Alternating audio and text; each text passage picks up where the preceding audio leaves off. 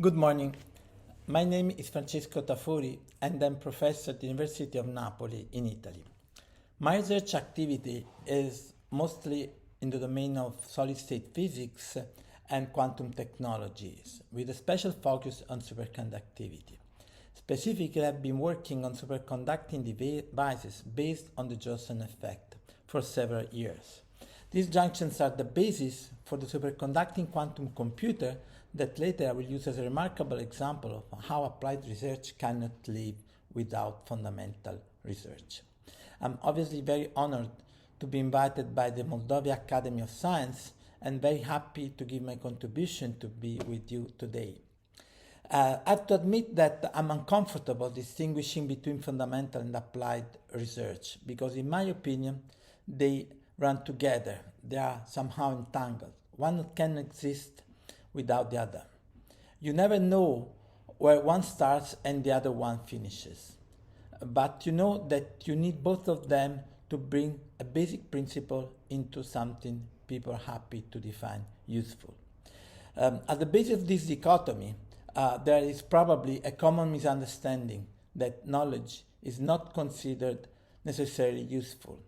Part of the society and the governments tend not to have a long-term vision, and in a short-term perspective, you risk to miss the connection between fundamental and applied research. In my opinion, a modern and advanced country needs to have a vision with the long-term and short-term targets, and absolutely needs to support basic sciences for sustainable development of mankind, which are essential for a vision into the future. My opinions are not biased by the fact that I'm professor at university, which always stands as an entity for higher education and obviously free independent research, especially in basic sciences. I'm actually involved in several activities at the national and international level to bring the knowledge acquired in research labs in quantum science and technologies into real industrial applications, into the real world. At the University of Napoli, Federico II, for instance, coherently with the national policy, we are trying to build a sustainable ecosystem on quantum technologies with a combination of fundamental and applied research into a huge innovation hub, bringing companies into the university and sharing common goals with them. I complete my contribution by providing a simple example that might be appropriate to show the importance of basic sciences. The quantum computer, more specifically the superconducting quantum computer. Nowadays, there are huge programs of support for research activities on quantum technology all over the world. We all know that these research activities are strategic and are believed to lead to the second quantum revolution with true and long-term benefits for society. And for me, society is the whole world. Poor and rich countries, little islands and huge continents, independent of religion, political ties and color of the skin. Well, one of these great targets is the quantum computer in quantum technologies, which is considered as a kind of holy grail.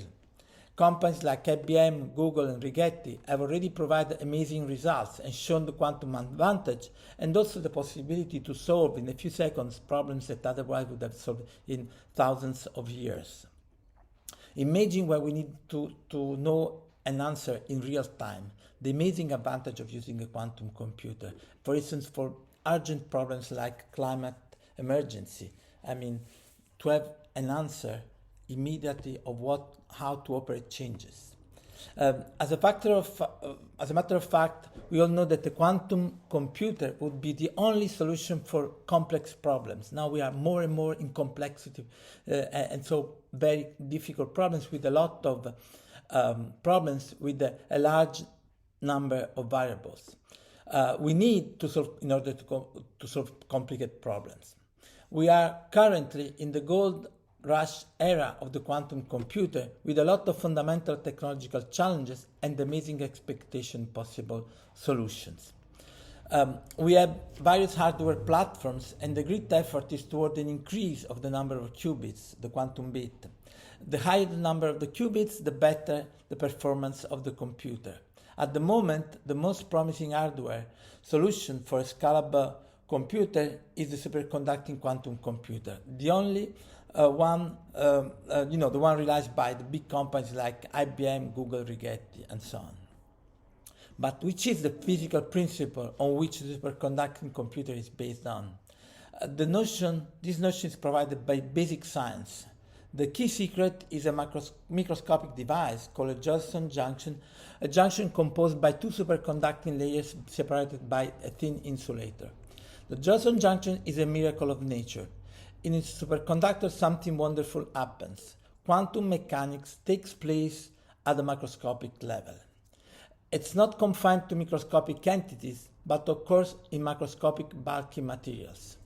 A Josephson junction gives the possibility to measure and quantify at the macroscopic level quantum mechanical variables. The miracle is so amazing that even a circuit behaves like a little atom, so it obeys the rules of quantum mechanics. And it's in this perspective, it's you can even believe that it's true and real that Harry Potter crosses the wall at the station. This happens every day in a superconducting circuit. The key fundamental problem which is behind the development of a superconducting quantum computer is whether macroscopic variables would behave in a quantum mechanical fashion. And the answer was given in the 80s by basic science. At that time, we could never even imagine of a quantum computer.